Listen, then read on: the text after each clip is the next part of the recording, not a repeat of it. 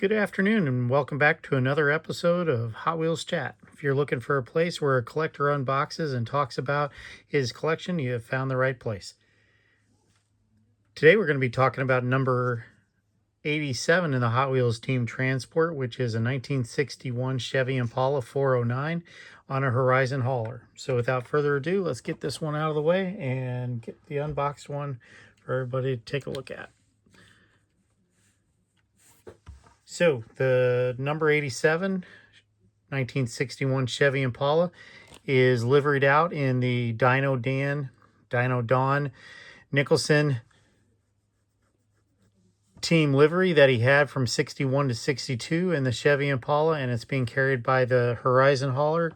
Get the car off the way. Let's talk about the truck real quick.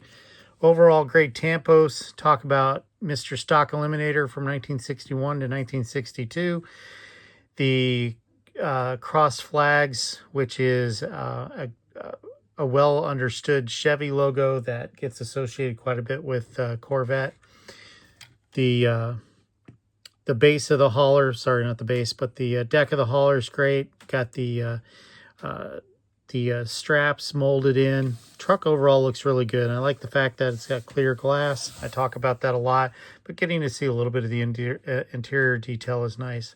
Overall, does a great job of being a timepiece period piece for the 61 that we can go ahead and talk about now.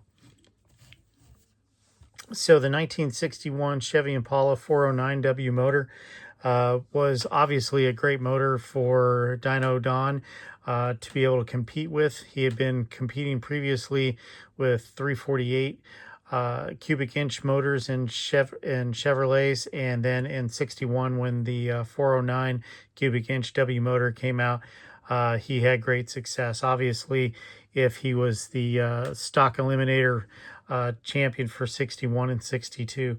What's really interesting, and I think it just shows a lot with what happens with sponsorships and manufacturers, is Chevy stopped supporting in 1963.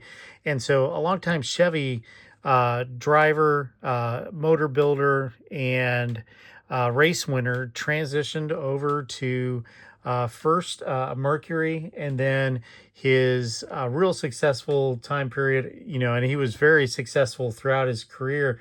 But what he's remembered most for is his Pro Stock Championship in 1977 with a Ford Mustang II. It'll be interesting to see if they ever go down that rabbit hole in terms of these team transports, since so many of them are race specific and driver specific. So the car overall is great. I'm going to flip it onto its side so you can see the underneath. What I think is so cool about this is the fact that they do a really good job of showing a narrowed rear end in which a drag car would have, the much meatier tires on the rear. You'll have your dual exhaust here, and much smaller tires on the front end. This being a metal base, you're going to see really good castings of the bumpers. I think what you're also seeing really well is a great example of how Hot Wheels is really improving what they're doing in terms of their tampos. I'm going to angle this in a little bit more so I can zoom in a little bit further for you guys. And what you see here is, a really good job at bringing together the taillights, showing the V8 logo. And what I think is really cool is what they're reflecting here with the riveted in rear window, which was probably plexiglass to save on weight. I'm going to slowly bring this around so you guys can see it. And, great, job on the livery that they've done with it. On the sponsorship, not nearly as many sponsors as you see on today's modern drag cars. Going to continue to slide this around to be able to show off those same type of rivets on the front A-pillar and going across the top of the windshield. Again, this is a cast metal bumper. They've done a great job. You got the logo here, and had this been something other than a drag car, it would have been cool to see it painted out, with the headlights and such. But overall, really good job. I really like how Hot Wheels, for many of their cars, but especially this series, have you know, really focused on different eras of race teams.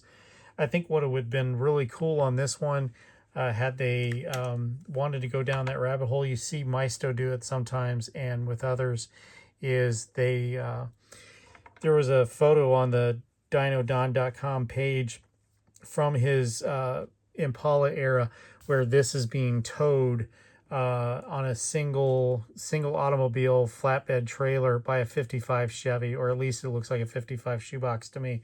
So overall, you know, great job on this. Really impressed with how Hot Wheels has brought this car out. You know, to bring a historical race car driver like this back out in the spotlight in 2026 is pretty cool.